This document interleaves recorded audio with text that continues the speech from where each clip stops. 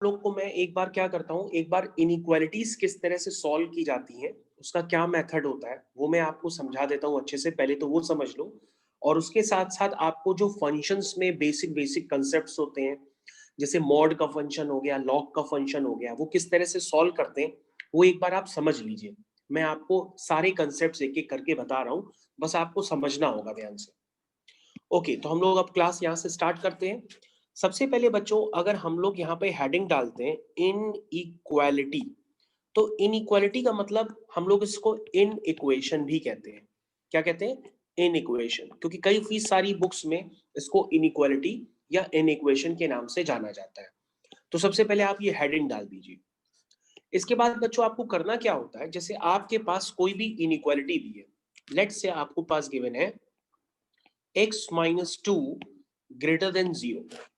तो सबसे पहले अगर आप इसका सॉल्यूशन लिखते हैं, तो आप इसका सॉल्यूशन किस तरह से लिखते हैं? आप इसका सॉल्यूशन लेते हैं कि अगर इसमें हम कौन कौन से x डालें ताकि ये जो x माइनस टू है वो क्या रहे, वो ऑलवेज पॉजिटिव रहे। तो तुम कहोगे सर यहाँ पर अगर हम x माइनस टू में अगर हम x की वैल्यू 2.1, 2.2, 2.3 या 3, 4, 5, 6, 7, 8 कुछ भी डालेंगे, तो बच्चों x माइनस टू क्या रहेगा, ये ऑलवेज पॉजिटिव रहेगा। तो बच्चों अनइक्वालिटी का मतलब पहले समझ लो होता क्या है। जैसे अभी मैंने एक छोटी सी इनइक्वालिटी लिखी है, x minus two is greater than 0। तो दैट मीन्स इसका ये मतलब होता है बच्चों कि आपको x माइनस टू के फैक्टर को हमेशा पॉजिटिव रखना है। पॉजिटिव मतलब उसकी वैल्यू हमेशा 0 से बड़ी आनी चाहिए।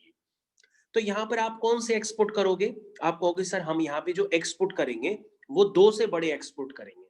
वो 2.1 भी हो सकता है, 2.2 भी, 2.3 भी, एज इट इज काफी सारे एक्स हो सकते हैं। तो बच्चों अगर हम इसका सॉल्यूशन इंटरप्रेट करना चाहें, तो सॉल्यूशन इंटरप्रेट करने के लिए हमें यहाँ पर एक नंबर लाइन का फॉर्मेशन करना होता है। लेट्स से मैंने एक नंबर लाइन का फॉर्मेशन किया, यहाँ पे लिख दिया माइनस इन्फिनिटी और यहाँ पे लिख दिया प्लस इन्फिनिटी। आपको नंबर लाइन बना के हमेशा लेफ्ट हैंड साइड पे लिखना है एक्सट्रीम पोजीशन पे माइनस इन्फिनिटी, और राइट हैंड साइड पे लिखना है प्लस इन्फिनिटी। और बच्चों यहां पर आपको फिर साइन देखना है। आपने क्या कहा, अगर हम 2 से बड़े x डालेंगे तो ये ऑलवेज पॉजिटिव है, क्या, x माइनस टू, और 2 से छोटे x डालेंगे तो ये ऑलवेज नेगेटिव हो जाएगा, और अगर हम 2 डाल देंगे तो इसकी वैल्यू 0 आ जाएगी।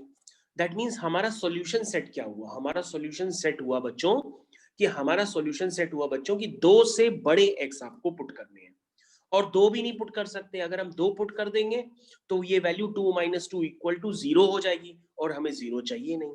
तो दैट मीन्स इसका सॉल्यूशन सेट क्या होगा, इसका सॉल्यूशन सेट होगा बच्चों x ग्रेटर देन 2, लेकिन आप इसको इस तरह से लिखेंगे तो x बिलोंग टू होगा 2 से लेकर के इंफिनिटी तक। कैसे लिखेंगे? 2 से लेकर के इंफिनिटी तक। ये आपका बच्चों फाइनल सॉल्यूशन सेट हो जाता है।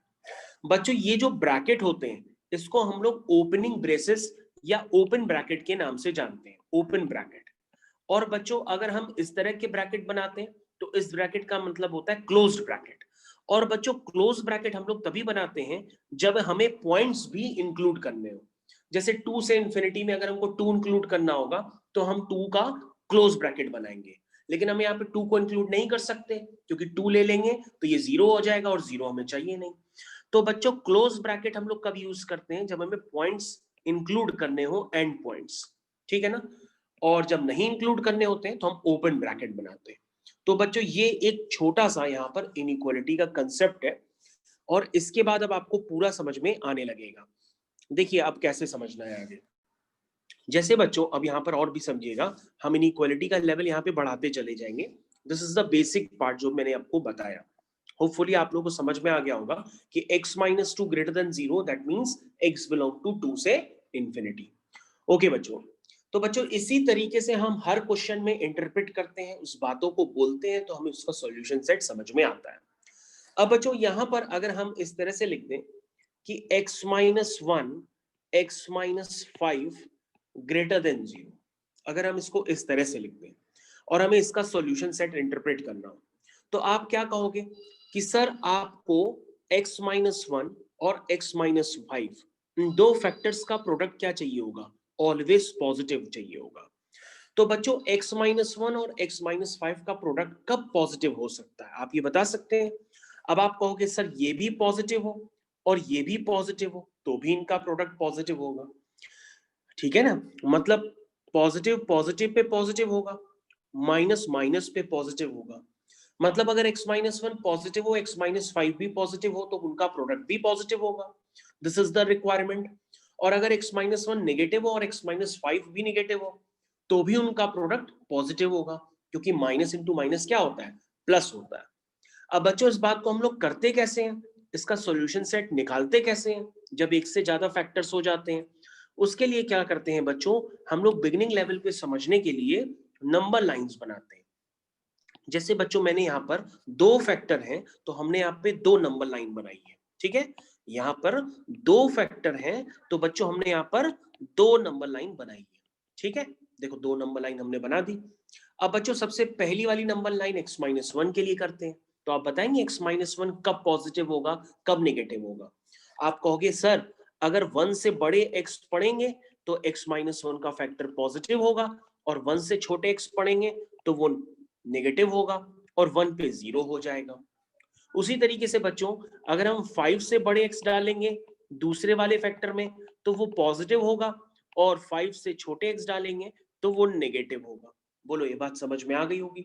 लेकिन बच्चों हमें x-1 और x-5 को अलग अलग नहीं देखना है, हमें उनको एक साथ देखना है क्योंकि उनका प्रोडक्ट है। तो बच्चों हम लोग क्या करते हैं, ये दोनों नंबर लाइन को आपस में ओवरलैप कर देते हैं, यानी एक दूसरे के ऊपर डाल देते हैं।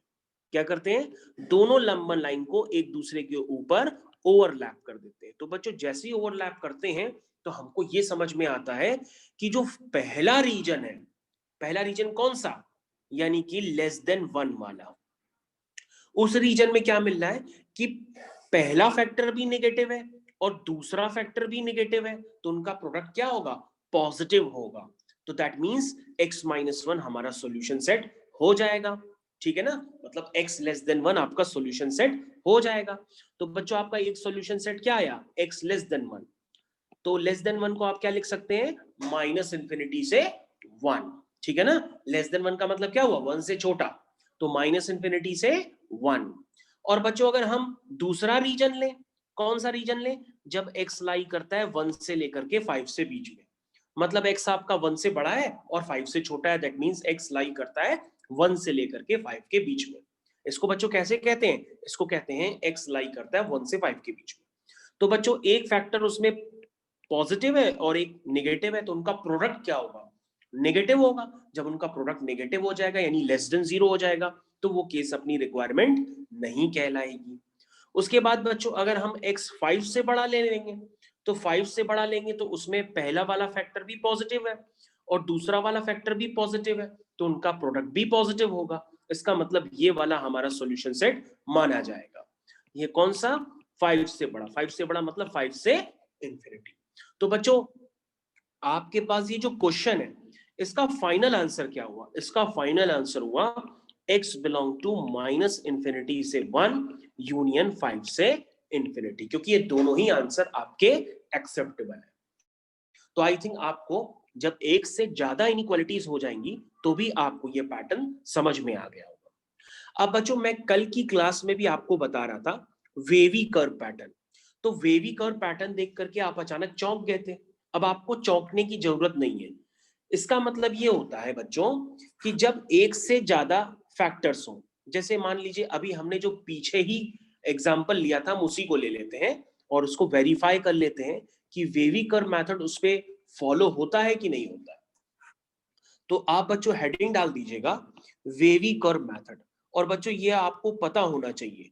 अगर नहीं पता है तो कब तक आप बचते रहेंगे, क्योंकि हर क्वेश्चन को सॉल्व करने के लिए इसको यूज करना ही पड़ता है, ठीक है बच्चों? तो वेवी कर्व पैटर्न बच्चों ये कहता है कि आप दो दो नंबर लाइन, तीन फैक्टर हो तो तीन तीन नंबर लाइन बनाने की जरूरत नहीं है। आपको सिर्फ एक ही काम करना है, आप एक ही नंबर लाइन बनाइए, उस पर लिख दीजिए माइनस इंफिनिटी से प्लस इंफिनिटी, और पहले जितने भी फैक्टर्स हैं उनको जीरो करिए। जैसे अगर हम दोनों फैक्टर्स को जीरो करेंगे तो x की वैल्यू क्या आएगी, 1 और 5। तो यहां से जो भी x की वैल्यूज आएंगी उनको नंबर लाइंस पे इंक्रीजिंग ऑर्डर में अरेंज कर दीजिए। नंबर लाइन पे इंक्रीजिंग ऑर्डर में अरेंज करने के बाद फिर आपको क्या करना है, छोटा सा काम करना है, वेवी कर्व पैटर्न को यूज करना है। वेव कैसे बनती है बच्चों, वेव बनाओ, ये देखो ये वेव बनती है, ठीक है।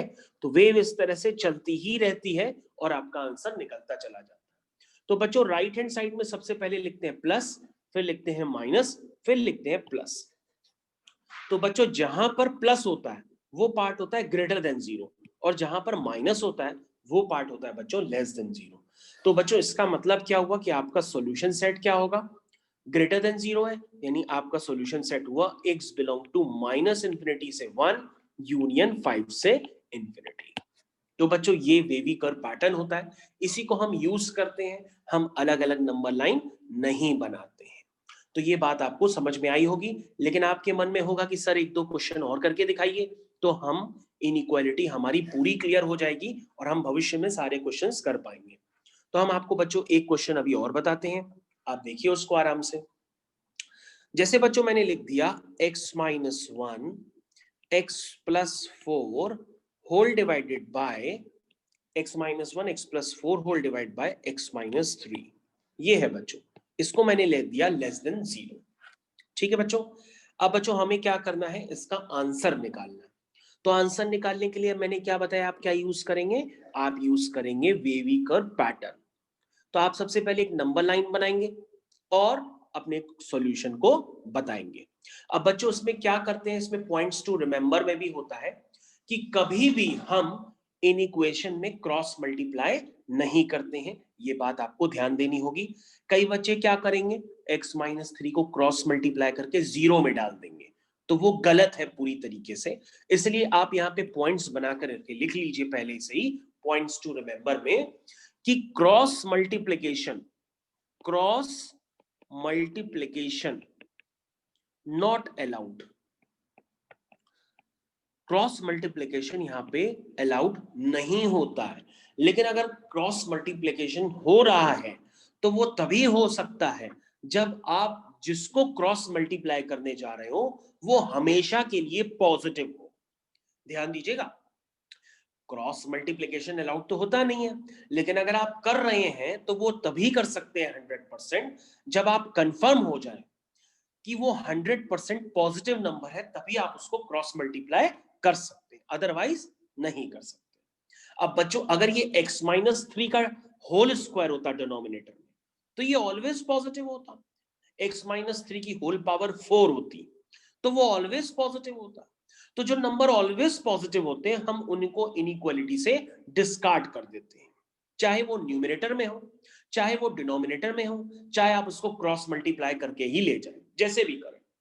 लेकिन क्रॉस मल्टीप्लाई के लिए आपको ध्यान देना पड़ेगा कि आप जिसको क्रॉस मल्टीप्लाई करने का मन रख रहे हैं वो 100% हमेशा के लिए पॉजिटिव होना चाहिए, तभी आप कर सकते हैं, अदरवाइज नहीं।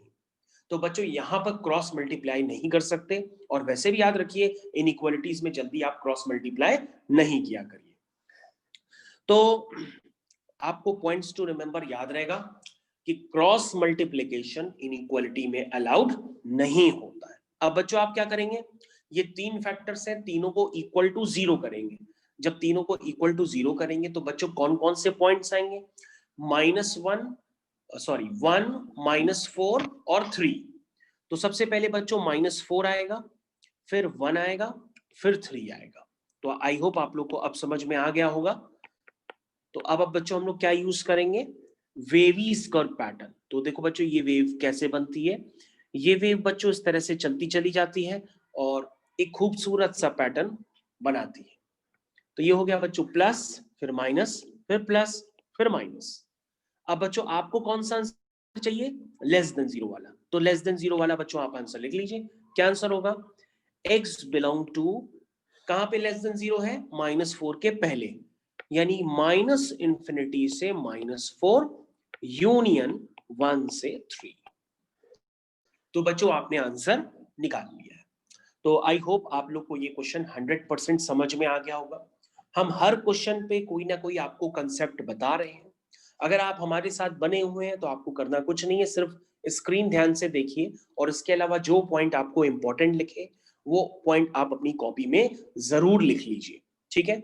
जो बच्चे क्लास नहीं ज्वाइन कर पाए हैं उनको वीडियो लेक्चर मैं कल भेज दूंगा, लेकिन अगर आप लाइव क्लास में समझेंगे तो आपको ज्यादा समझ में आएगा। ओके, तो ये क्वेश्चन आपको क्लियर हो गया होगा। और ध्यान दीजिएगा, मैं हर क्वेश्चन पे एक नया कंसेप्ट बता रहा हूं ताकि आपको कंसेप्ट लिखने की जरूरत ना पड़े, आप क्वेश्चंस के अकॉर्डिंग कंसेप्ट समझते चले जाए।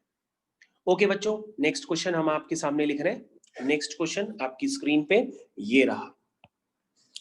अब बच्चों, ये जब इनइक्वालिटी आती है तो इस तरह की इनइक्वालिटी को मैंने देखा अभी भी बच्चे गलत सॉल्व कर रहे हैं। वो क्या यूज कर रहे हैं? वो अपने क्लास 10th का ही स्टैंडर्ड अभी तक यूज कर रहे हैं। वो देखते हैं x ग्रेटर देन 16, तो वो पता है क्या लिखते हैं? वो लिखते हैं x इज ग्रेटर देन 4, और उनका आंसर खुशी खुशी गलत हो जाता है। तो बच्चों, इस तरह की गलतियां भी मत करिए। अब आपको इनको, जब तक ये फैक्टर्स में ब्रेक ना हो जाए तब तक आप इनइक्वालिटीज को सॉल्व नहीं कर सकते। अगर ये x square is equal to 16 होता तब तो आप लिख देते कि x की वैल्यू +-4 है, लेकिन ये इक्वेशन नहीं है, ये इनइक्वालिटी है। इनइक्वालिटी कहती है कि आपको सारे टर्म पहले एक तरफ लाने हैं और तभी सॉल्व करना है। तो बच्चों, ये है आपकी फाइनल इक्वेशन, और आप समझ गए होंगे इसके फैक्टर होंगे a + b, a-b greater than 0, और इसके बाद आपके लिए क्वेश्चन बेहद आसान हो जाएगा। इसलिए आज के बाद अब ये गलती रिपीट मत करिएगा जो मैंने अभी आपको बताई। इसलिए अब आप यहाँ पे वेवी कर्व पैटर्न को फॉलो करिए, अपना आंसर आप मजे से लिख लीजिए। तो इनइक्वालिटीज अब आपको 100% समझ में आ गई होगी। अगर आती है तो आपका 100% रिवीजन हो गया होगा। तो बच्चों, इसका आंसर क्या हुआ? Greater than 0। ग्रेटर देन 0 का मतलब वहां पे आपको जाना है जहां पर प्लस लिखा हुआ है। तो -4 के पहले प्लस लिखा हुआ है, तो आपका आंसर हो गया -∞ से -4 यूनियन 4 से इंफिनिटी। तो आई थिंक आप लोग को ये क्वेश्चन क्लियर हो गया होगा। नो प्रॉब्लम, कोई डाउट नहीं, पूरी तरीके से आप क्लियर कर चुके हैं। नेक्स्ट पॉइंट जो आपको मैं क्वेश्चन में डिस्कस करने जा रहा हूं, ध्यान दीजिएगा। नेक्स्ट पॉइंट जो मैं क्वेश्चन में आपसे डिस्कस करने जा रहा हूं, क्वेश्चन इज, ध्यान दीजिएगा, क्वेश्चन है आपको बच्चों x - 1, x - 2, 5 - x whole divided by 2x + 5 less than और इक्वल टू 0। तो बच्चों, यहां पर काफी सारी बातें आपको समझनी पड़ेंगी। अगर आपको आता है तो आप अपना सॉल्यूशन कॉपी में निकाल के बैठ जाइए और उसके बाद क्रॉस चेक करिए क्या सॉल्यूशन वही आ रहा है जो मैंने निकाला है। ओके, तो बच्चों आपको ध्यान देना होगा कि मैंने आपको बिगिनिंग में जो स्टैंडर्ड बताया था उस स्टैंडर्ड को अगर आप ध्यान से देखें, मैं स्क्रीन और बड़ी कर देता हूं, ये देखो इतनी बड़ी कर दी। इस स्टैंडर्ड को अगर आप बच्चों ध्यान से देखें तो उसमें आपको दिखाई देगा कि इन फैक्टर्स में x के कोफिशिएंट क्या है? पॉजिटिव है। x का कोफिशिएंट क्या है? पॉजिटिव है। ध्यान से देखिएगा, x का कोफिशिएंट क्या है? पॉजिटिव है। अब बच्चों, आपके सामने ये क्वेश्चन जो है इसमें एक जगह बात गड़बड़ा रही है। कहां पे? x - 5 वाले फैक्टर पे। इसका कोफिशिएंट क्या है बच्चों? x का कोफिशिएंट नेगेटिव है। तो आपका x का कोफिशिएंट नेगेटिव से आपको पॉजिटिव बनाना पड़ेगा, तभी आप वेवी कर्व पैटर्न लगा सकते हैं। तो बच्चों, ये 5 - x है, तो आप क्या करेंगे? कहेंगे सर इस इन इक्वेशन में आप माइनस मल्टीप्लाई कर दीजिए। तो बच्चों माइनस मल्टीप्लाई करते हैं, तो बच्चों इन इक्वेशन में जैसे ही माइनस मल्टीप्लाई करेंगे तो 5 - x को हम वो माइनस दे देंगे और ये x - 5 में कन्वर्ट हो जाएगा। और बच्चों आपको याद रखना होगा कि इन इक्वेशन में माइनस का मल्टीप्लाई करते ही इन इक्वेशन का साइन क्या हो जाता है? रिवर्स हो जाता है। मतलब लेस देन 0 होगा तो ग्रेटर, ग्रेटर होगा तो लेस हो जाएगा।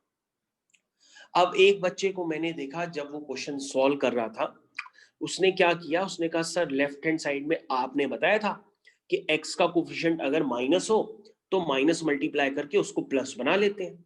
तो उस बच्चे ने क्या किया कि x - 1 में भी माइनस मल्टीप्लाई कर दिया, x - 2 में भी माइनस मल्टीप्लाई कर दिया और 5 - x में भी माइनस मल्टीप्लाई कर दिया। बेटा दिस इज रॉन्ग। अगर मैं माइनस मल्टीप्लाई करने के लिए कह रहा हूं तो माइनस सिर्फ मैं एक ही बार मल्टीप्लाई करने के लिए कह रहा हूं। तो अब वो आपके ऊपर है कि लेफ्ट हैंड साइड पे वो वाला माइनस आप कहां एडजस्ट करें। जहां आपको नीड होगी वहीं आप एडजस्ट करेंगे। x-1 में नीड नहीं है, x-2 में नीड नहीं है, 5-x में नीड है, वहीं पर मैंने माइनस का मल्टीप्लाई किया।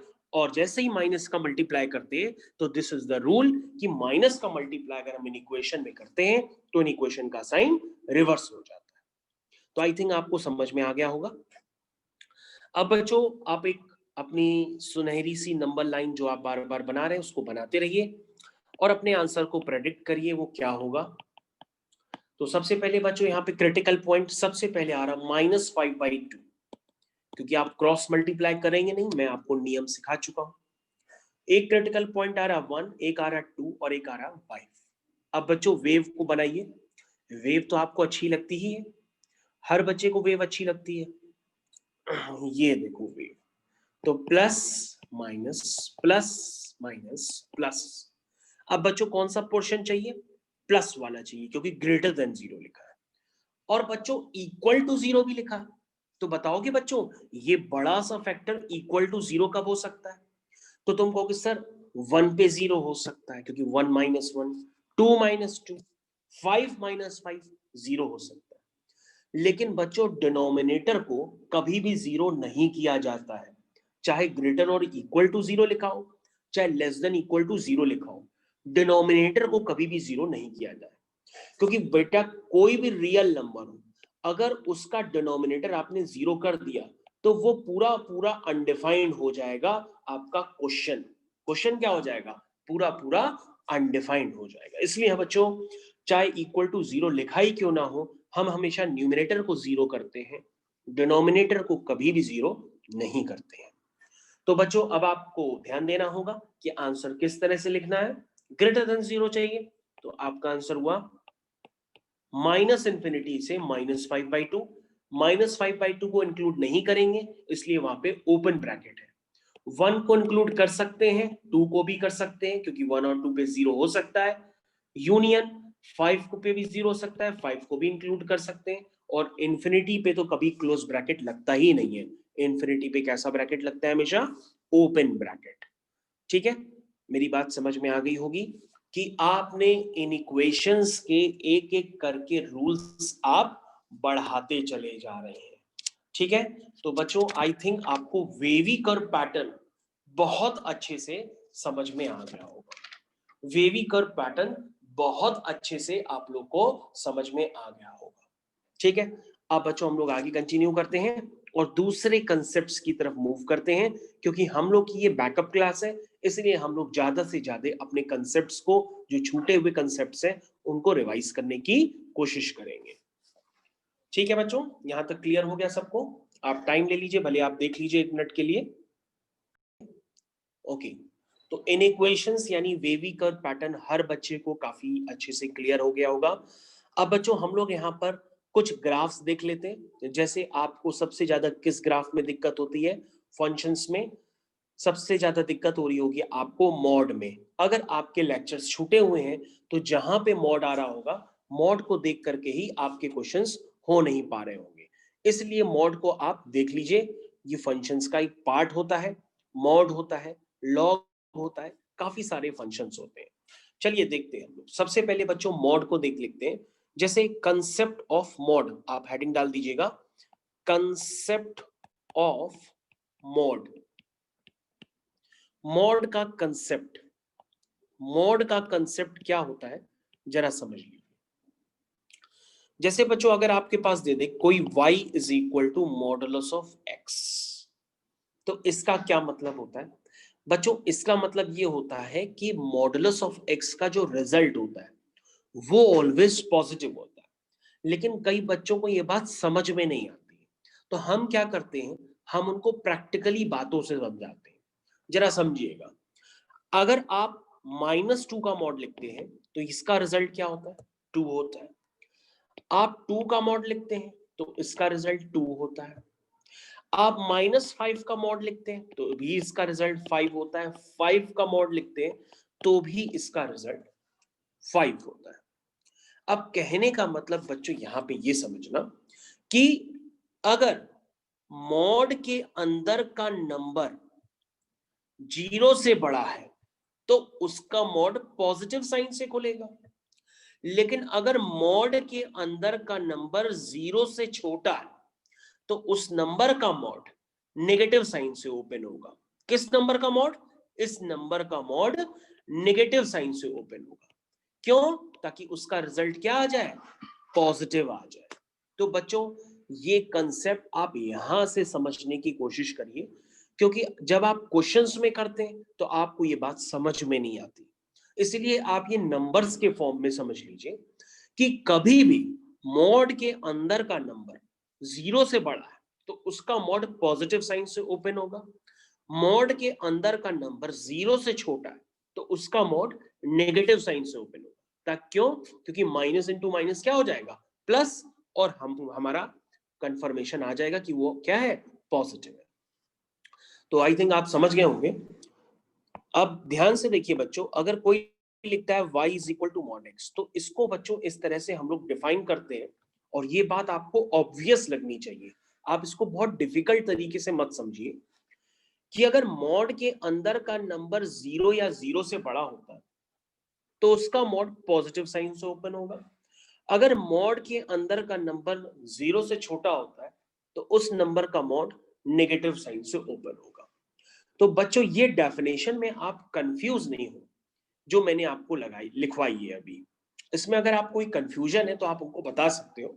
और आपको ये बात याद रखनी होगी कि जब आप पॉजिटिव लिखेंगे ग्रेटर देन 0 तो वहां पे इक्वल का भी साइन ले लेते हैं। किसका साइन लेते हैं? इक्वल का, क्योंकि हम 0 को भी एक पॉजिटिव नंबर मान के चलते हैं। तो जब मॉड के अंदर का नंबर 0 या 0 से बड़ा होगा तो उसका मॉड पॉजिटिव साइन से खुलेगा, और मॉड के अंदर का नंबर यदि 0 से छोटा होगा तो उसका मॉड नेगेटिव साइन से ओपन होगा। अब बच्चों इसका ग्राफ जब बना है आपकी बुक्स में तो आप ग्राफ को देख करके एक दिन बना लेते हैं और दूसरे दिन कहते हैं समझ में नहीं आया। क्यों भाई, ऐसा क्यों है? आप इसको दोबारा समझ लीजिए। देखिए 0 1 2 3 4 -1 -2 -3 -4 1 2 3 4। चलो हम लोग ग्राफ बनाते हैं। तो बच्चों y equal to mod x को मैंने डिफाइन कर रखा है, आप उसको ग्राफ बनाइए। सबसे पहले आप किसका ग्राफ बनाएंगे? y इक्वल टू x का। तो बच्चों y इक्वल टू x का ग्राफ क्या होता है? Straight line passing through origin. तो बच्चों ये देखो straight line passing through origin मैंने अभी आपको जस्ट बना करके दिखाई है। ठीक है, बनाइए ना। लेकिन बच्चों अब आपको y इक्वल टू x का ग्राफ सिर्फ उस रीजन में बनाना है जब x पॉजिटिव।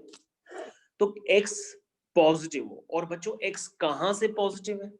x 0 या 0 से बड़ा, यानी यहां से पॉजिटिव है। क्योंकि 0 से छोटे में x पॉजिटिव थोड़ा ना हुआ। पॉजिटिव का मतलब x कहां से है? x आपका 0 से बड़ा यहां पर है। तो बच्चों जब x आपका 0 से बड़ा होगा उसी में आपको y इक्वल टू एक्स का ग्राफ बनाना है। लेकिन आपने जो ग्राफ है वो y इक्वल टू एक्स का ग्राफ जब x 0 से छोटा है उतने भी रीजन में भी आपने बना दिया है। इसलिए आप क्या करेंगे? उस ग्राफ को रिमूव कर देंगे। तो आपका ये ग्राफ हो गया y इक्वल टू एक्स का जब x क्या है आपका? पॉजिटिव है। बोलो क्लियर हुआ? अब बच्चों y equal to minus x का ग्राफ, अगर आपको ग्राफ नहीं बनाने आते तो आप क्या करिए? y equal to minus x का ग्राफ बनाने के लिए इसमें x की कुछ वैल्यूज ले लीजिए। जैसे आप x माइनस 1 पुट कर दीजिए तो y आ जाएगा 1, x माइनस 2 पुट कर दीजिए तो y आ जाएगा 2। तो आपके पास 2 पॉइंट्स मिल गए। 2 पॉइंट्स मिल गए, इसका मतलब आप 2 पॉइंट्स को ज्वाइन करके अपना ग्राफ बना सकते हैं। ठीक है, तो जब इन 2 पॉइंट्स को ज्वाइन करेंगे अपना ग्राफ बनाएंगे तो आपका ग्राफ कुछ इस तरह से बन करके आएगा। ठीक है, तो this is the graph of, किसका ग्राफ है ये ग्राफ हो गया बच्चों y equal to minus x का ग्राफ। ठीक है, लेकिन y equal to minus x का ग्राफ सिर्फ आपको उतने रीजन में बनाना है जब आपका x क्या हो? नेगेटिव हो। तो x किस रीजन में नेगेटिव है? इस रीजन में नेगेटिव है जहां मैं ग्रीन कलर से मार्क कर रहा हूं। जहां मैं ग्रीन कलर से मार्क कर रहा हूं x उतने ही रीजन में नेगेटिव है ना। इसका मतलब आप क्या करेंगे? जो पॉजिटिव वाले रीजन में ग्राफ बनाए हैं उसको रिमूव कर देंगे। तो बच्चों ये जो अभी आपके सामने फाइनल ग्राफ बन के आया है इसी को हम लोग कहते हैं कि ये आपका कौन सा ग्राफ है? y is equal to mod x का ग्राफ है। तो बच्चों y is equal to mod x का ग्राफ पता है, ओवर कॉन्फिडेंट में काफी सारे बच्चे कहते हैं उनको आता है, लेकिन जब बनाने के लिए एग्जाम में दिया जाता है तो वो हमेशा कंफ्यूज होते हैं और ग्राफ कुछ और बना के आते हैं। तो आप एकदम क्रिस्टल क्लियर कर लीजिए कि आपको y is equal to mod x का ग्राफ पता हो। This is the graph of y is equal to mod x। जहां पर आप लाइंस की इक्वेशन भी लिख सकते हैं। इस लाइन की इक्वेशन है y is equal to x और इस लाइन की इक्वेशन है y is equal to minus x। तो y equal to mod x का बाद का जो ग्राफ है वो अब आज के बाद आप मत कहिएगा कि आपको समझ में नहीं आया, ठीक है? समझ में नहीं आया ये अब आज के बाद मत कहिएगा, आपको 100% समझ में आ गया होगा कि what is the graph of y is equal to mod x। Okay Nikita, आपको समझ में आ गया? Yes sir. ओके ठीक है बच्चों, हम लोग अगला ग्राफ करते हैं, नेक्स्ट ग्राफ की तरफ मूव करते हैं। अगला ग्राफ बच्चों आपकी स्क्रीन पे जल्दी ही आ रहा है। उस ग्राफ का नाम है y is equal to fractional part of x, और फ्रैक्शनल पार्ट ऑफ x के पहले आपको पढ़ना पड़ता है इंटीग्रल पार्ट ऑफ x। इस ग्राफ को देख करके भी बच्चे अपनी बुक्स में देख तो रहे हैं, लेकिन एक दिन समझते हैं, दूसरे दिन कहते हैं सर वो भूल गए, याद ही नहीं है, पता नहीं कैसे बनता है। तो this is y is equal to integral part of x। आपको इसका ग्राफ बनाना है। अगर आप हमारी बातों को ध्यान से सुनेंगे तो पता है आप सिर्फ y is equal to integral part of x तो छोड़िए, आप sin x का इंटीग्रल पार्ट x क्यों ना हो, tan x का क्यों ना हो, आप उसका भी बना सकते हैं। लेकिन पहले आपको हमारी इन बातों को समझना पड़ेगा जो मैं आपको बता रहा हूं। सबसे पहले इसका मतलब क्या होता है तो वो लिख लीजिए। तो इसका मतलब होता है it is defined as the greatest integer less than or equal to x, less than or equal to x। अब तुम कहोगे सर ये डेफिनेशन है, प्रैक्टिकल बताइए प्रैक्टिकली कैसे हुआ। तो चलिए मैं आपको प्रैक्टिकली बताता हूं। जैसे बच्चों मैंने आपके सामने एक नंबर लाइन बना दी। नंबर लाइन बनाने के बाद बच्चों मैंने क्या किया, मैंने लिखा -2 -1 0 1 2, ठीक है, और ये 3। तो बच्चों मैंने कहा कि इंटीग्रल पार्ट ऑफ x का जो रिजल्ट होता है वो एक इंटीजर होता है।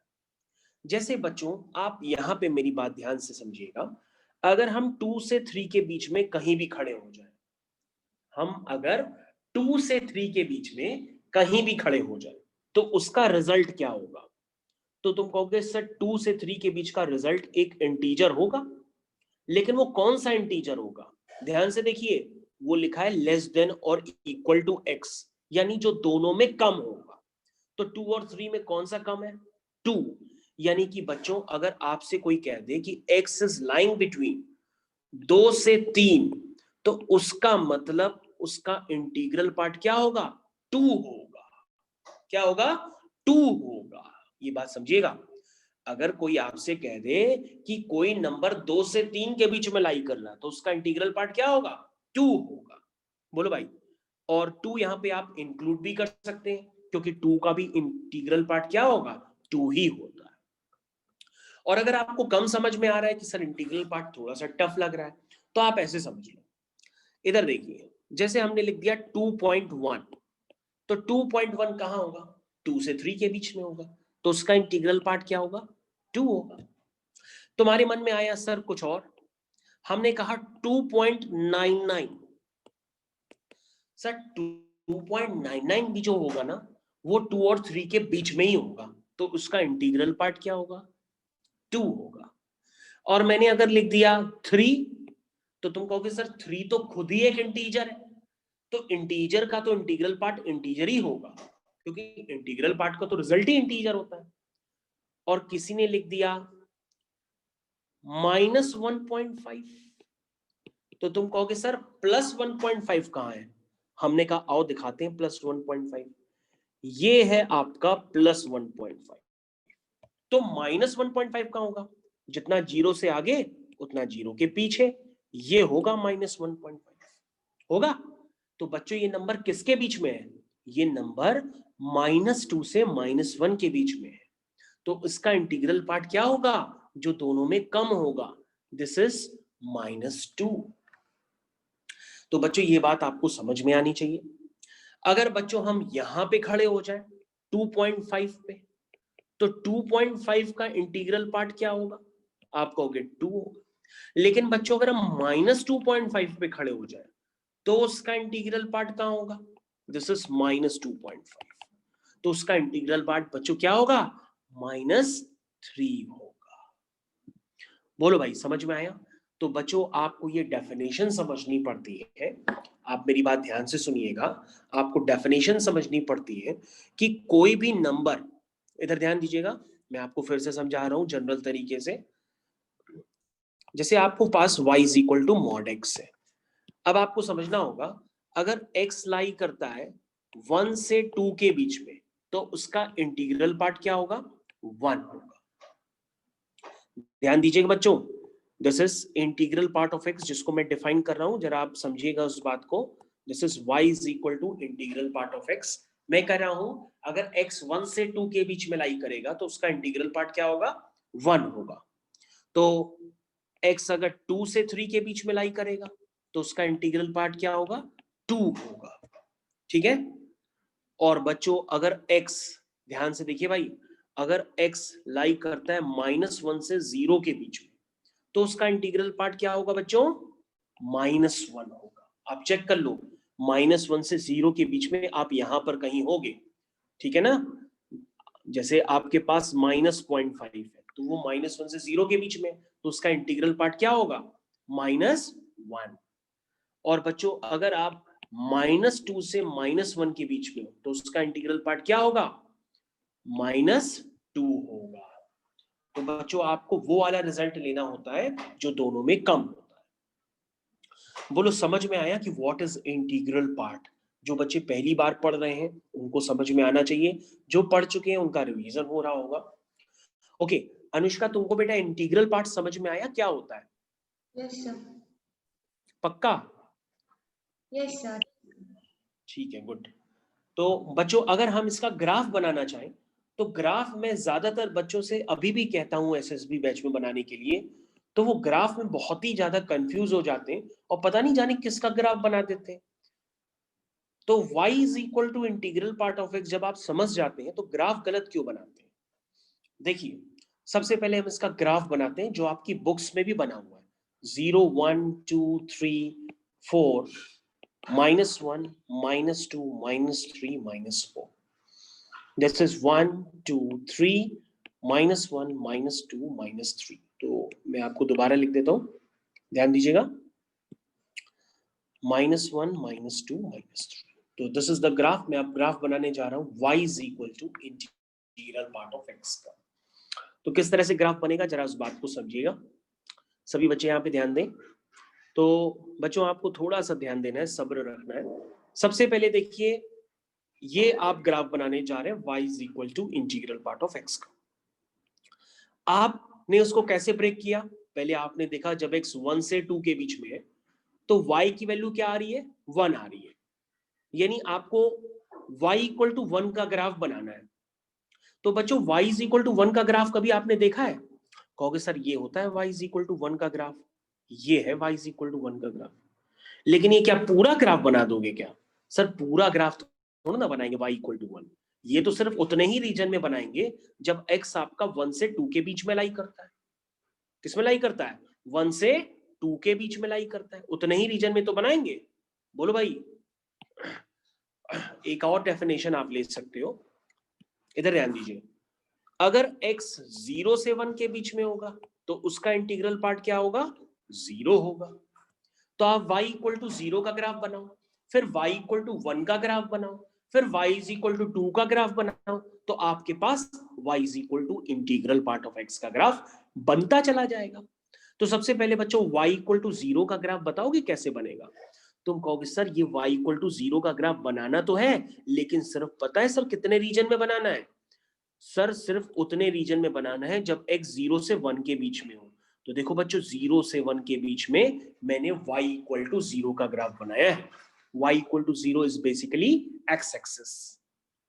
लेकिन बच्चों 0 इंक्लूडेड है, 1 एक्सक्लूडेड है, तो 1 पे एक्सक्लूड कर दो, यानी कि एक एरो बना दो। किसी पॉइंट को एक्सक्लूड करना होता है तो वहां पे एरो बना देते हैं, ठीक है। अब बच्चों देखो y इक्वल टू 1 का ग्राफ ये है, तो 1 को इंक्लूड कर दो, 2 को एक्सक्लूड कर दो। फिर y इक्वल टू 2 का ग्राफ ये है, 2 को इंक्लूड कर दो, 3 को एक्सक्लूड कर दो, ये देखो, ठीक। तो बच्चों ये बात आपको समझ में आनी चाहिए। और अगर x -1 से 0 के बीच में तो उसका ग्राफ होगा y इक्वल टू -1। ये बच्चों y इक्वल टू -1 0 पे एक्सक्लूडेड।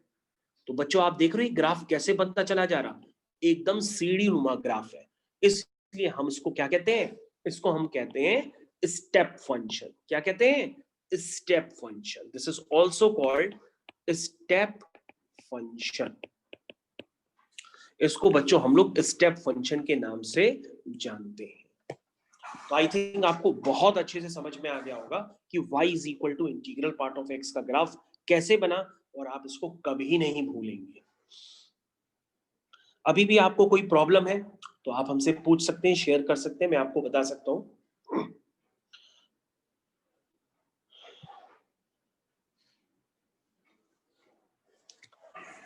ओके, इप्शिता तुमको समझ में आ रहा है? Ipshita, yes sir.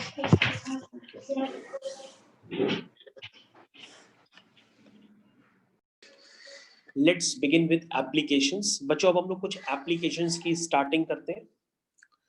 बच्चों जैसे आप ये बताइए, अगर आपके पास कोई लिख दे कि mod x is equal to 2 है, ध्यान से देखिएगा बच्चों, इधर ध्यान दीजिए। अगर कोई आपके सामने लिख दिए कि mod x is equal to 2 है, तो इसका मतलब बच्चों क्या होता है? तो तुम x निकाल सकते हो क्या होगा? तो तुम कहोगे यस सर, वेरी इजी। अगर मॉड x 2 है तो x प्लस 2 भी हो सकता है, -2 भी हो सकता है। क्यों? क्योंकि अगर आप x को -2 लेंगे तो भी 2 आएगा, और 2 लेंगे तो भी 2 आएगा। तो बच्चों आपको एक जनरल इंटरप्रिटेशन याद रखना है कि कभी भी कोई आपको लिख दे mod x is equal to a, तो आप तुरंत आंसर लिख दीजिएगा x is equal to plus minus. इसको आप सोचने में घबराइएगा नहीं कि ये क्या है। अगर मॉड x a है तो x क्या होगा, प्लस माइनस a, ठीक है ना। आप चेक कर लो, वो उसको सेटिस्फाई भी कर रहा है, चाहे वो माइनस है हो चाहे वो प्लस है। ठीक है बच्चों, नेक्स्ट देखिए। अगर बच्चों कोई आपके सामने लिख दे कि mod x is equal to -2, अगर कोई आपके सामने लिख दे mod x is equal to -2, तो इसका सॉल्यूशन क्या होगा? तुम कहोगे सर इसका सॉल्यूशन तो हो ही नहीं सकता, क्योंकि आपने सर बताया था किसी का भी जो मॉडुलस होता है वो ऑलवेज क्या होना चाहिए, पॉजिटिव होना चाहिए। लेकिन सर यहां पे मॉडुलस ऑफ x नेगेटिव आ रहा है, जो कि पॉसिबल ही नहीं है, क्योंकि किसी का भी मॉडुलस नेगेटिव हो ही नहीं सकता। तो यहां पे क्या लिख दोगे, नो सॉल्यूशन। क्या लिख दोगे, नो सॉल्यूशन, क्योंकि किसी का भी मॉडुलस कभी नेगेटिव नहीं हो सकता। बोलो समझ में आया? और बच्चों अगर आपके सामने कोई लिख दे, अगेन ये सारे स्टैंडर्ड्स की तरह चल रहे हैं, क्वेश्चन आपके पास कोई लिख दे x minus 1 is equal to 3, तो ये तो आप कर ही लोगे, क्योंकि इतना तो मॉडुलस आप समझ गए हो कि सर ने अभी तो ऊपर बताया कि अगर mod x is equal to a है तो x is equal to plus minus a होगा। तो यहां होगा जाएगा x minus 1 is equal to plus minus 3। हो गया, यानी कि x माइनस 1 क्या आ गया, x माइनस 1 3 भी हो सकता है, और x माइनस 1 -3 भी हो सकता है। दोनों को सॉल्व कर लो तो x की वैल्यू यहां से 4 आएगी और x की वैल्यू यहां से आएगी -3 + 1, दिस इज -2। कितना इजी है मॉडुलस, कौन कहता है डिफिकल्ट है? काफी इजी है, आप इसको कर सकते हो आराम से, है ना। अब बच्चों कुछ एप्लीकेशंस आपको डायरेक्टली याद रखने होंगे, क्योंकि हम लोग जो क्लास में इसकी प्रूविंग नहीं करेंगे, आपको डायरेक्टली आपको ये रिलेशंस याद रखने होंगे जो अब मैं आपको बताने जा रहा हूं। बच्चों कभी भी कोई दे दे आपको कि modulus of x is greater than a, ध्यान दीजिए, अगर आपको दे दे कोई modulus of x is greater than a, तो बच्चों इसका सॉल्यूशन सेट आपको लिखना होगा कि x बिलोंग करता है माइनस इंफिनिटी से माइनस a यूनियन a से इंफिनिटी। आप इसका सॉल्यूशन सेट तुरंत लिख सकते हैं बिना कुछ दिमाग लगाए बिना। ध्यान दीजिएगा, जैसे किसी ने लिख दिया कि मॉड x ग्रेटर और इक्वल टू a लिख दे, तो इसका सॉल्यूशन सेट होगा x belong to minus infinity से माइनस a, यहाँ पे इक्वल का साइन है इसलिए हमने a पर सिर्फ और सिर्फ क्लोज ब्रैकेट लगाया है। तो दीज आर द स्टैंडर्ड्स, आप इन स्टैंडर्ड्स को याद कर सकते हैं और याद करने ही पड़ेंगे, तभी आप बड़े बड़े क्वेश्चंस को जल्दी से सॉल्व कर पाएंगे। ठीक है, आपको ये बात पता होना चाहिए कि अगर mod x greater than a है तो क्या होगा, इक्वल टू क्या है तो क्या होगा। ठीक, और बच्चों अगर कोई आपके सामने लिख दे कि mod x less then a है, तो इसका सॉल्यूशन सेट आप बच्चों आपको लिखना पड़ेगा कि x लाई करता है माइनस a से a। क्या लाई करता है, माइनस a से। इसको आप ऐसे भी लिख सकते हैं कि x lies between minus a to a, this is the one of the way, हम इसको ऐसे भी लिख सकते हैं। इसको भी बच्चों हम लोग इस तरह से लिख सकते थे कि a और x is less than minus a union x greater than a। इसको बच्चों हम लोग ऐसे भी लिख सकते थे। नीचे वाले को भी हम लिख सकते हैं x less than equal to minus a union x greater और इक्वल टू, ऐसे भी तो लिख सकते हैं। दोनों मतलब एक ही होते हैं। और बच्चों अगर कोई लिखते हैं mod x less than equal to a, तो आप कहेंगे कि x बिलोंग करता है माइनस a से a, बस यहाँ पे क्लोज ब्रैकेट लग जाएगा और यहाँ पे x होगा माइनस a से a, उसको हम इस तरह से भी लिख सकते हैं।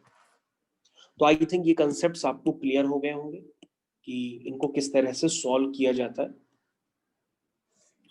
तो हम इनको आप बॉक्स में बंद कर लीजिए और एक बार रिव्यू कर लीजिए आराम से। क्वाड्रेटिक इक्वेशंस क्लासरूम में पढ़ी है प्रोग्राम में, मतलब आप जिस बैच में होंगे उन्होंने पढ़ाया होगा, एसएसबी में होंगे तो उन्होंने पढ़ाया होगा। तो क्या आपके पास ये एक्सप्रेशन नहीं आया था, x माइनस 1 का मॉडुलस ग्रेटर देन 3, ये आया था आपके पास, तब आप इसके सॉल्यूशन में अटक रहे थे। अब तो आपको उसके सॉल्यूशन में अटकने की जरूरत है नहीं। आप कहोगे सर आपने अभी अभी एप्लीकेशन बता दिया है कि अगर mod x greater than a होता है, तो इसका मतलब आपने सर अभी बताया कि जो x होता है वो लेस देन माइनस a होता है union x greater than a होता है, यही तो सर आपने बताया। तो सर इसका एप्लीकेशन हम यहाँ पे अप्लाई करेंगे, और सर जब एप्लीकेशन अप्लाई करेंगे तो बस x को x माइनस 1 से और a को 3 से रिप्लेस कर देंगे। तो सर इसका सॉल्यूशन सेट हुआ कि x minus 1 less than minus 3 union x minus 1 greater than 3। That means x minus 1 plus 3 less than 0 union x minus 1 minus 3 greater than 0. That means ये आ गया x plus 2 less than 0 और ये हो गया x minus 4 greater than 0. तो बच्चों यहां से सॉल्यूशन सेट क्या आया, x less than minus 2 union x greater than 4, आपका आंसर आ गया। और इस आंसर को आप ऐसे भी लिख सकते हैं अगर आपको खूबसूरत तरीके से लिखना हो, माइनस इंफिनिटी से माइनस 2 यूनियन 4 से इंफिनिटी। कितना आसान हो गया आपके लिए आंसर लिखना। लेकिन आपके पास जब ये क्वाड्रेटिक इक्वेशंस में आया था तो मैंने आपके लोगों के नोट्स देखे थे, वो नोट्स ही इम्प्रॉपर थे, आपने सॉल्व ही नहीं किया है, आपने बीच बीच में क्वेश्चंस छोड़ते गए हैं आप लोग। ओके, नेक्स्ट, अगर आपके पास कोई लिख दे x माइनस 2 लेस देन 1, तो आप कहोगे सर अब तो ये मैं तुरंत कर लूंगी या जो भी है तुरंत कर लूंगा, कैसे करेंगे? कहोगे sir nothing, this is mod x less then a, और आपने सर अभी बताया कि इसका मतलब होता है कि x लाई कर रहा माइनस a से a के बीच में, इसको सर यहाँ पे यूज करेंगे। दैट मीन्स आपका जो x है वो लाई कर रहा माइनस 1 से 1 के बीच में। अब बच्चों यहां से x निकाल लीजिए। x कैसे निकालेंगे? सबसे पहले पूरी इक्वेशन में आप 2 ऐड कर दीजिए। देखिए इधर ध्यान दीजिए, ये स्टेप भी कई बच्चों को क्लियर नहीं होता। मैंने पूरी इक्वेशन में 2 ऐड कर दिया, ये 1 बन गया, ये x बन गया, ये 3 बन गया। आपका आंसर आ गया x बिलोंग टू 1 से 3। इजी है कि नहीं? अब चेक करो। अब सॉल्व करना आपको इजी लगा होगा। तो बातों को काफी सारी डिटेल्स में मत करिए। अगर आप जो बता रहे हैं इन बातों को समझेंगे तो आपने ऑलरेडी सीक्वेंस एंड सीरीज में, क्वाड्रेटिक इक्वेशंस में आपने काफी सारे मॉड के क्वेश्चंस भी छोड़ दिए, क्योंकि मॉड और फंक्शंस, इंटीग्रल पार्ट, लॉग, ये ऐसी चीज होती है, ये हर क्वेश्चंस में आपको किसी न किसी फॉर्म में लगे हुए मिलेंगे। नेक्स्ट देखिए, जैसे मैं आपको एक और क्वेश्चन देता हूं। क्वेश्चन है modulus of x plus 4 upon modulus of x plus 2 less than equal to 1। इस क्वेश्चन को सॉल्व करना है, तो आप अपना टाइम ले लीजिए। पहले आप अपने तरीके से इस क्वेश्चन को सॉल्व करिए। ओके बच्चों, तो हम इस क्वेश्चन को अब सॉल्व करने जा रहे हैं। आप कहोगे sir this is mod x less then a, और आपने बताया था कि x लाई करता है माइनस a से a के बीच में। तो सर ये सॉल्व करना काफी आसान है। तो जो आपका सर यहाँ पर x है वो ये है, वो लाई करेगा सर माइनस a से a के बीच में। ठीक, ये कंसेप्ट मैंने आपको ऑलरेडी बता रखा है। अब बच्चों यहां पर आने के बाद मैंने आपको देखा है कि इसके बाद भी आपको सॉल्व करने में प्रॉब्लम होती है, तो उसको बच्चों हम लोग कहते हैं डबल इनइक्वालिटी। क्या कहते हैं बच्चों? इसको हम लोग कहते हैं डबल इनइक्वालिटी। और डबल इनइक्वालिटी को अगर आपको सॉल्व करने नहीं आता है तो देखिए कैसे सॉल्व करते हैं। इसके लिए बच्चों आपको लिखना पड़ता है कि x plus 4 upon x plus 2 greater equal to -1 है, और साथ में मतलब यही नंबर सेम, यानी x plus 4 x plus 2 less than equal to 1। तो बच्चों आपको पहले वाले दूसरे वाले दोनों इक्वेशंस को सॉल्व करना पड़ेगा, फिर वो वाले x लेने पड़ेंगे जो दोनों को सेटिस्फाई कर रहे हैं, यानी हमें इनका इंटरसेक्शन लेना पड़ेगा। इंटरसेक्शन का मतलब जो दोनों में कॉमन है।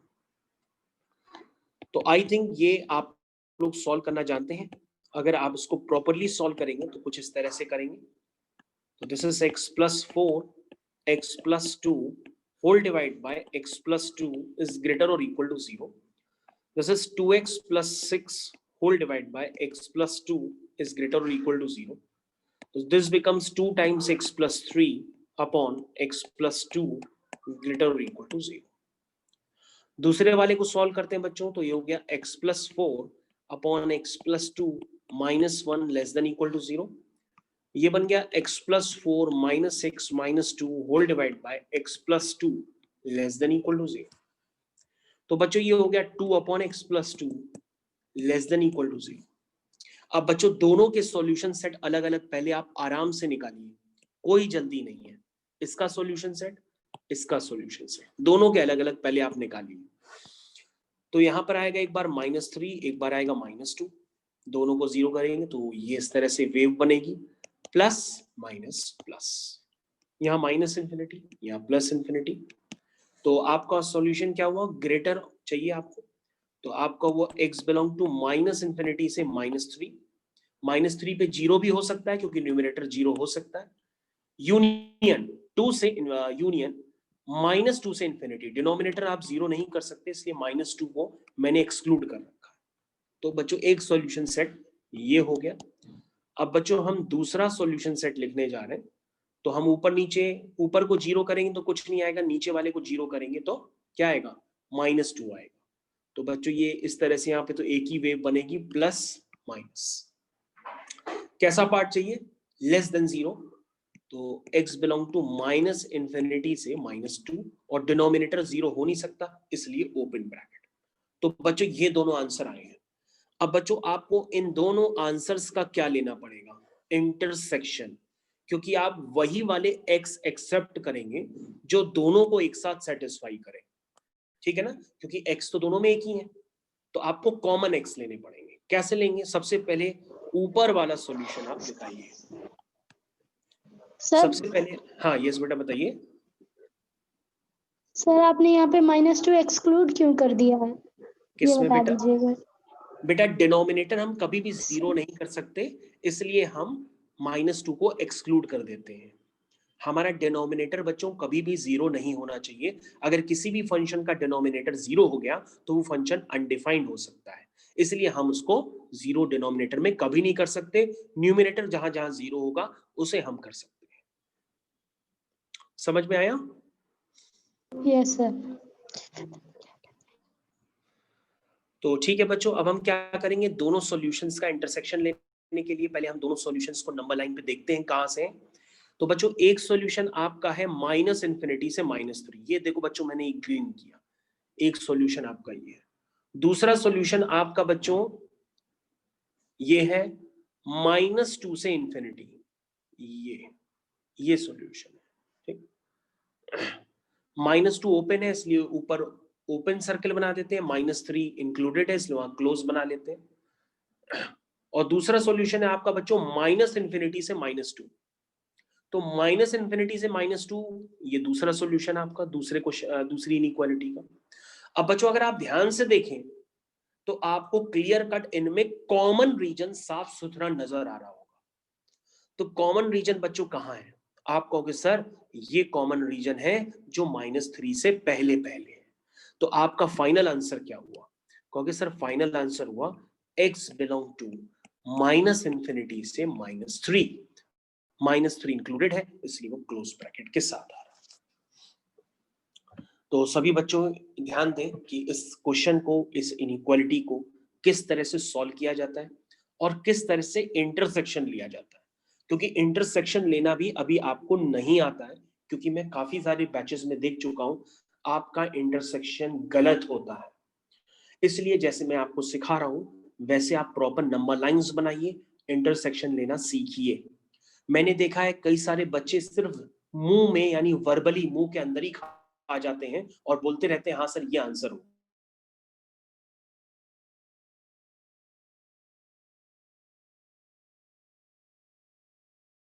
नहीं कर रहा होता है। इसलिए आप इनइक्वालिटीज में किस तरह से इंटरसेक्शन लेते हैं, किस तरह से सॉल्व करते हैं, ये बात आपको समझ में आनी चाहिए।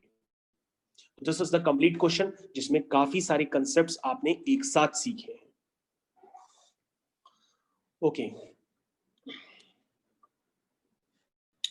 तो होपफुली आप लोग को बिल्कुल क्लियर कट समझ में आ गया। Next concept we move on. Next graph है बच्चों y is equal to fractional part of x। सभी बच्चे ध्यान दें, आप सीखने जा रहे हैं y is equal to fractional part of x। इसका ग्राफ आपकी बुक्स में बना हुआ है, लेकिन वंस अगेन आप उसको समझ नहीं पाते हैं। तो बच्चों आपको ध्यान देना होगा इसका ग्राफ बनाने से पहले कि सबसे पहले अगर हम कोई भी नंबर लेते हैं तो उस नंबर के पास क्या पॉसिबिलिटी होती है, उसका एक इंटीजर भी होता है और उसके पास एक फ्रैक्शन भी होता है। अगर आपने फ्रैक्शन सुनने में बहुत अजीब सा लगता है तो मैं आपको नंबर्स के टर्म्स में कन्वर्ट कर देता हूं। जैसे मान लीजिए 3.2 है, तो 3.2 को क्या आप 3 + 0.2 नहीं लिख सकते? लिख सकते हैं ना। तो 3 is the integer, 3 is integer and 0.2 is fraction, इसलिए हम बनाने जा रहे हैं फ्रैक्शनल पार्ट ऑफ x का ग्राफ। तो बच्चों आपको उस ग्राफ को बनाने के लिए क्या लिखना पड़ेगा? सबसे पहले कि जो x होता है वो किसके इक्वल होता है? Integral part of x plus fractional part of x के बराबर होता है। दैट मीन्स बच्चों आपको जो फ्रैक्शनल पार्ट ऑफ x होता है वो किसके इक्वल होता है?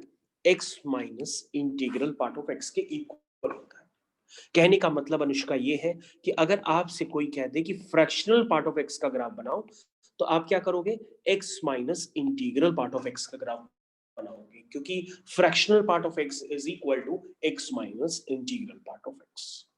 तो दैट मीन्स अभी आप ग्राफ किसका बनाने जा रहे हैं? x minus integral part of x का ग्राफ। कैसे बनाएंगे जरा ध्यान दीजिएगा। सबसे पहले कहेंगे कि सर अगर x 0 से 1 के बीच में लाई करता है, तो अगर एक 0 से 1 के बीच में लाई करता है तो उसका इंटीग्रल पार्ट 100% 0 होगा, यानी y is equal to x हो जाएगा। और अगर x 1 से 2 के बीच में लाई करता है तो उस नंबर का इंटीग्रल पार्ट क्या हो जाएगा, 1 हो जाएगा। और अगर x 2 से 3 के बीच में लाई करता है तो उस नंबर का इंटीग्रल पार्ट 2 हो जाएगा। और अगर x -1 से 0 के बीच में लाई करता है तो उसका इंटीग्रल पार्ट क्या होगा, -1 होगा। That means y is equal to minus minus plus 1 का graph, y is equal to x plus 1 का ग्राफ बन जाएगा।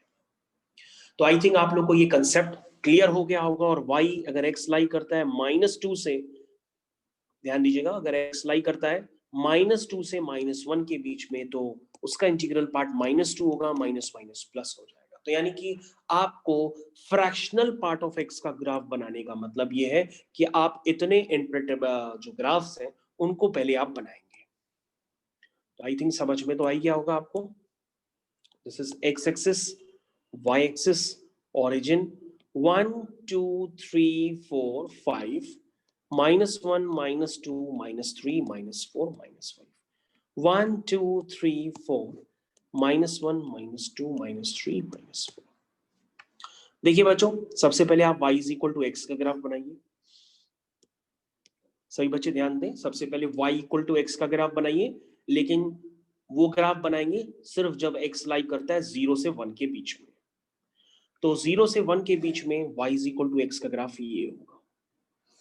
तो आप पूरा ग्राफ थोड़ा ना बना देंगे, सिर्फ 0 से 1 के बीच में y इक्वल टू एक्स का ग्राफ बनाना है। तो वो ग्राफ ये होगा जहां पे 0 पे इंक्लूड है और 1 पे एक्सक्लूड है, इसलिए आप यहां पर 1 पे एरो बना दें। अगेन बच्चों, y is equal to x minus 1 का ग्राफ बनाना है। तो y इज इक्वल टू, अगर x माइनस 1 का ग्राफ आपने नहीं देखा है तो मैं आपको दिखाता हूं। तो this is the graph of complete graph of y is equal to x minus 1। लेकिन आप पूरा नहीं बनाएंगे, आप सिर्फ उतना बनाएंगे जब x 1 से 2 के बीच में लाई करता है। तो x 1 से 2 के बीच में सिर्फ इतने ही इंटरवल में लाई करता है जो मैंने आपको बनाया है। तो बच्चों ये ग्राफ हो गया y equal to x minus 1 का। यानी अब आप समझ गए होंगे कि ये पैटर्न बिल्कुल रिपीट करता रहेगा और ग्राफ आपका बनता रहेगा। This is the graph of fractional part of x। समझ में तो आ गया होगा। तो this is the graph of fractional part of x, जो इस तरह से मूवमेंट देता रहता है और ग्राफ आपका बनता रहता है। तो हर बच्चे को फ्रैक्शनल पार्ट ऑफ x का ग्राफ पूरी तरीके से क्लियर हो गया होगा। This is the graph of fractional part of x। तो फ्रैक्शनल पार्ट ऑफ x का जो रेंज होता है, जो उसकी वैल्यू होती है, वो आपको क्लियर कट विजिबल है। इसकी वैल्यू जो होती है वो 0 से 1 के बीच में लाई करती है। फ्रैक्शनल पार्ट ऑफ x की जो वैल्यू होती है वो 0 से 1 के बीच में लाई करती है। ये हर बच्चे को क्लियर कट समझ में आ गया होगा, क्योंकि ये इसकी जो हाइट है वो 1 से ज्यादा बढ़ ही नहीं पाई है। तो इसकी वैल्यू, और क्या, फ्रैक्शन तो हमेशा 0 से 1 के बीच में तो लाई करेगा, या तो वो 0.2 होगा या तो वो 0.5 होगा। 5/10 भी 0 से 1 के बीच में होगा, 0.2 यानी कि 2/10 भी 0 से 1 के बीच में होगा। तो आई थिंक ये बात तो आपको क्लियर हो गई होगी। अब बच्चों हम लोग एक लास्ट ग्राफ देखते हैं, आज की क्लास का एक लास्ट ग्राफ आपकी स्क्रीन पे। बहुत आसान ग्राफ का नाम है y is equal to signum x। कहोगे सर ये क्या बला है? सिग्नम x कोई बला नहीं है, ये आपके पास ऑलरेडी बुक्स में बना हुआ है। बस डिफरेंस इतना है कि बुक्स में डिफाइन नहीं किया गया है। मैं आपको डिफाइन कर देता हूं, क्योंकि मैं हर ग्राफ को आपको डिफाइन करके दे रहा हूं। तो बच्चों आपको ध्यान रखना होगा कि अगर सिग्नम x में जो x है, अगर वो 0 से बड़ा है तो उसका नंबर आंसर 1 होगा। अगर वो x 0 है तो उसका आंसर 0 होगा। अगर वो x लेस देन 0 है तो उसका आंसर -1 होगा। कहोगे सर ये क्या है? हमने कहा लो बताते। अगर मान लो किसी ने लिख दिया सिग्नम 100, तो 100 क्या है? 0 से बड़ा है, तो उसका सिग्नम क्या होगा? 1। और किसी ने लिख दिया सिग्नम 0, तो 0 का सिग्नम 0 ही होता है। किसी ने लिख दिया सिग्नम -200, तो -200 क्या है? 0 से छोटा है, तो उसका सिग्नम क्या होगा? -1। बोलो समझ में आया? अब बच्चों आपको करना क्या है, अगर आपको सिग्नम को डिफाइन करना है तो डिफाइन करने के लिए आप इस ग्राफ को बनाएंगे जो मैं रेड कलर से इंडिकेट कर रहा हूं। तो सबसे पहले इस ग्राफ को बनाना काफी आसान काम है आप लोगों के लिए। ठीक है, तो इस ग्राफ को बनाना आप लोग के लिए काफी आसान काम है, बना सकते हैं आप लोग खुद भी। This is 1, this is -1। तो सबसे पहले हम बच्चों क्या बनाएंगे, y इज इक्वल टू 1 का ग्राफ। तो सभी बच्चों को y इज इक्वल टू 1 का ग्राफ तो पता ही है किस तरह से बनाते हैं। This is the graph of y is equal to 1, जो मैं बार बार स्क्रॉल कर रहा हूं। This is y is equal to 1 का ग्राफ। तो ये बच्चों, ये जो ग्राफ है उस बात को आप समझने की कोशिश करिए। ये जो ग्राफ है ये 0 पे 1 नहीं है, इसलिए 0 पे 1 नहीं है, इसलिए 0 पे 1 को एक्सक्लूड कर दीजिएगा, यानी कि यहां पर एरो बना दीजिएगा। इधर ध्यान दीजिए, यहां पे आपको क्या बनाना पड़ेगा, एरो, क्योंकि ये 0 पे 1 नहीं है। इधर ध्यान दीजिएगा, यहां पे आप एरो बना लीजिएगा क्योंकि ये 0 पे 1 नहीं है, 0 से बड़े नंबर्स पे 1। और 0 पे 0 है, तो 0 पे 0 है तो आप पॉइंट को इंक्लूड कर दीजिए। ये देखिए 0 पे 0 है, यानी ओरिजिन। और जब x लेस देन 0 है तो ग्राफ आपका हो गया y इक्वल टू -1। तो बच्चों ये देखिए y is equal to -1, straight line parallel to x axis. ठीक, अब बच्चों ध्यान दीजिएगा यहां पर कि ये जो 0 पे -1 नहीं है, इसलिए आप क्या करेंगे, उस पॉइंट को एक्सक्लूड कर देंगे। ये देखिए उस पॉइंट को मैंने एक्सक्लूड कर दिया कि 0 पे -1 वो नहीं है। तो this is the graph of y is equal to signum x। I think हर बच्चे को क्लियर हो गया होगा।